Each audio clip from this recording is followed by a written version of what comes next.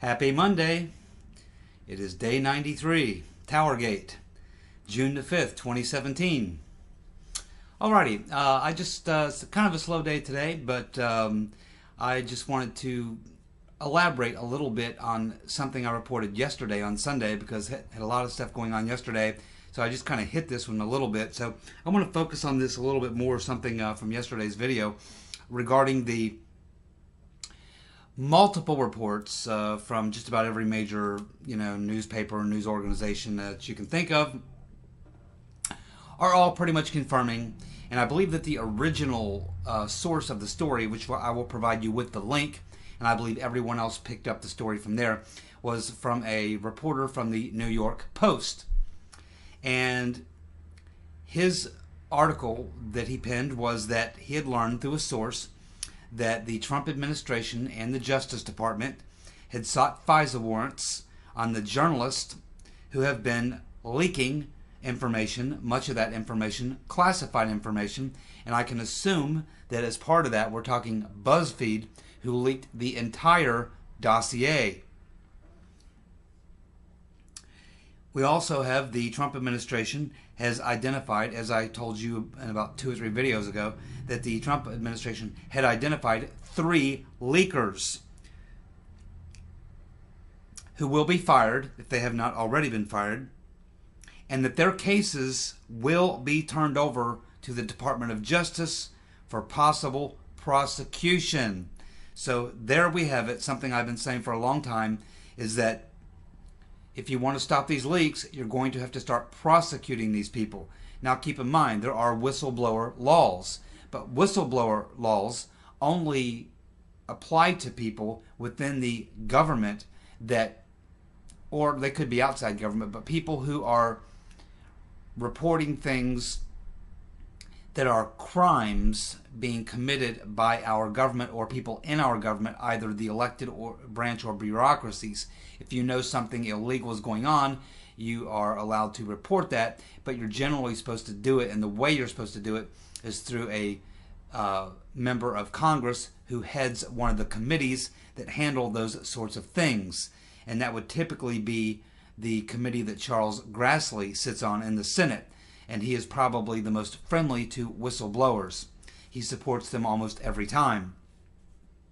So it looks like they are going to prosecute some of these people who have been leaking classified information. And keep in mind the fact that they just now, in the Justice Department, sought these FISA warrants to take a look at these journalists who have been releasing this information, some of it classified, a lot of it classified.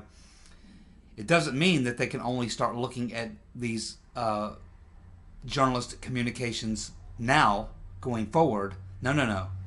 Remember, every electronic communication is captured, which means that now that they have these surveillance warrants, these FISA warrants, they will be able to go back to last June, last May, last July, whenever, the summer or late spring of last year, when these early leaks started coming out. They're also going to be able to look in the recent leaks that occurred since Trump has been president, leaking all of this stuff, including classified information, including the phone call between Flynn and the Russian ambassador, as well as many other things. But the most important thing here is that just about everyone now who has looked into the story is confirming it's true, that they are going to use FISA warrants to surveil these journalists. And don't forget, Obama used the FISA warrants to spy on 20 AP journalists because of a leak that occurred that compromised an operation in Yemen. So this is what's going on, and it looks like they are going to prosecute these leakers when they find them.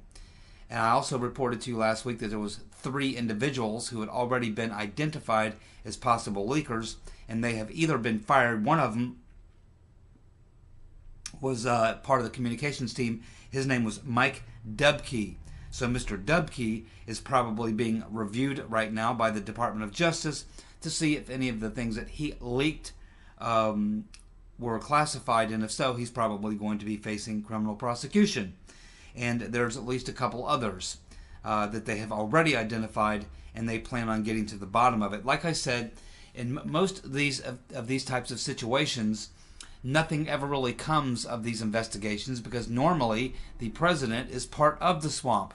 But in this case, we have a really unique situation. We have a president who is not part of the swamp. It is the fact that he is trying to drain the swamp that is the cause of a lot of these leaks. He is the one who is targeted, along with Rand Paul and several other senators who've confided in Rand Paul that they too either know or believe that they were surveilled. And I don't think Trump's going to let go of it. I don't think Rand Paul is going to let go of it. I think Trey Gowdy and Devin Nunes are also very interested in finding out what's been going on with the leaking as well as the unmasking.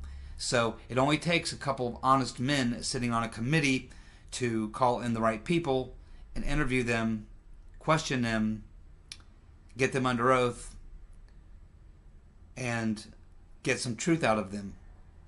And we'll continue to follow these stories as we move forward because they all relate to TowerGate. Also very interesting that they did a poll, this came out about a week ago, where 53% of Americans say that leaking is treason. 53% of Americans believe that leaking is treason. Treason is a high crime. In time of war, it will get you the death penalty. They used to hang people. Now we don't hang people anymore, but you certainly could get the death penalty for treason during time of war, and you can certainly make the argument that we are in a time of war.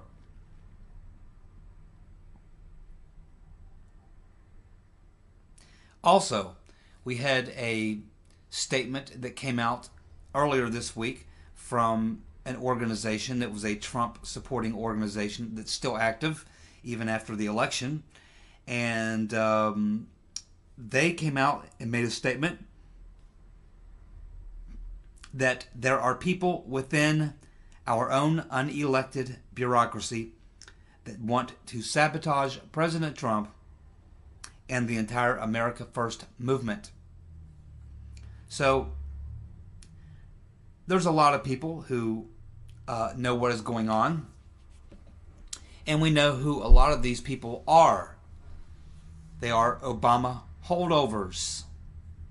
Obama holdovers. That's who a lot of these people are. Remember, in the last couple of weeks before Obama left office, he took a lot of people who were part of his montage and he gave them jobs, embedding them into the bureaucracies for the very purpose of doing exactly what they're doing, creating chaos, mayhem, by leaking and doing everything they can to damage the president. It'll be interesting to see if, as these people are honed out and weeded out and prosecuted, if any of them talk, if any of them suggest that they were put in their positions. In other words, they would want to cut a deal. Maybe one of these people, instead of going to jail, would like to cut a deal and come clean and say, yes, well, I was told to do these leaks. I was put in this position to do this. And the person who hired me and put me in this position and told me to do these things was Valerie Jarrett, Barack Obama himself, Susan Power, who else? Or Susan Rice, or Samantha Power, any of these people, doesn't matter. The bottom line is some of these people will face prosecution, and rather than go to jail, some of them might decide to cut a deal. They might decide to talk. They might decide to go for some immunity. And this is generally how you get the bigger fish. Because when these people were put into these positions, I'm sure that they were coached as to why they were given these positions. Clearly they are Trump haters, but I don't know if they hate him enough to do hard time.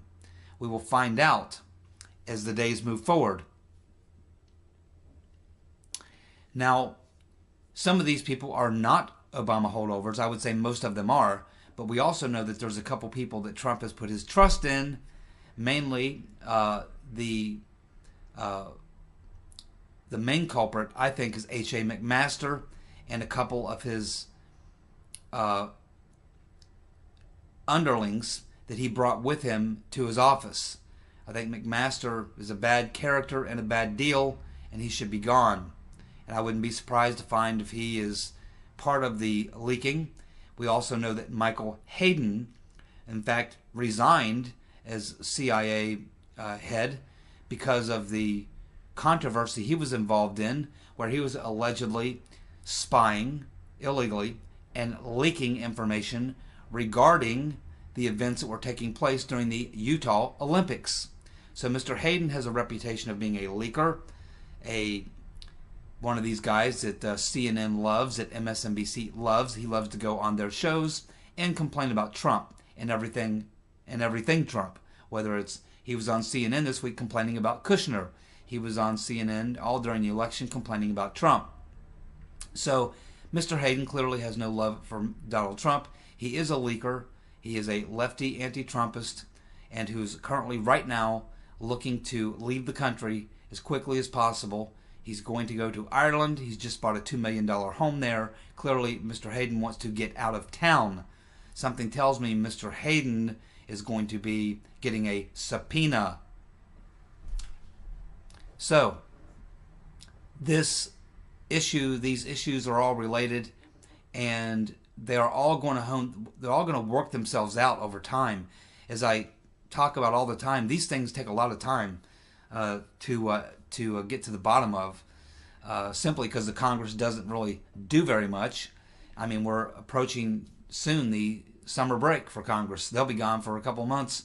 They won't hit a lick other than raise money. They only have 28 days left between now and between the next, when this session of Congress ends and when the next one begins in the fall. So I don't know how much we'll get done this year, but I expect we will have some hearings before the congressional season is up. But this thing is going to run into the future. You can bet on that. And hey, it might be very, very convenient. It might be right around the time of the midterms that some of these things come to light. Now, if I'm Trump and Republicans in Congress, I go ahead and get Manafort or Carter or Stone, Kushner, anyone else they want to talk to, Bannon, doesn't matter.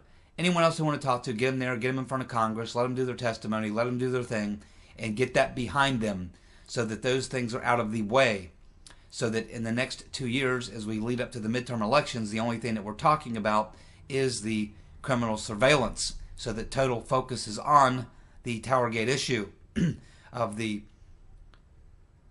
wiretapping of Trump, the leaking of information, the unmasking by people who should not have even been involved in it. Some of them are named Susan Rice and Samantha Power, ex-CIA chief Michael Hayden, the criminal gatekeeper James Comey, the shifty-eyed liar James Clapper, and the horribly corrupt anti-Trump John Brennan, who seemed to stumble over his words a little bit when Trey Gowdy asked him a couple pivotal questions on whether or not he was unmasking for an American ambassador. You think that's something he would remember. He seemed to be a little cloudy on that one. Something tells me Trey Gowdy knows the answer to that question and the other questions he asked. So, this is all going to continue moving forward, and we'll find out where it all leads in due time. So this is TowerGate for Monday, day 93, June 5th, 2017. Thank you for tuning in. Thank you for your comments. I appreciate every one of you. Have a good night. Bye.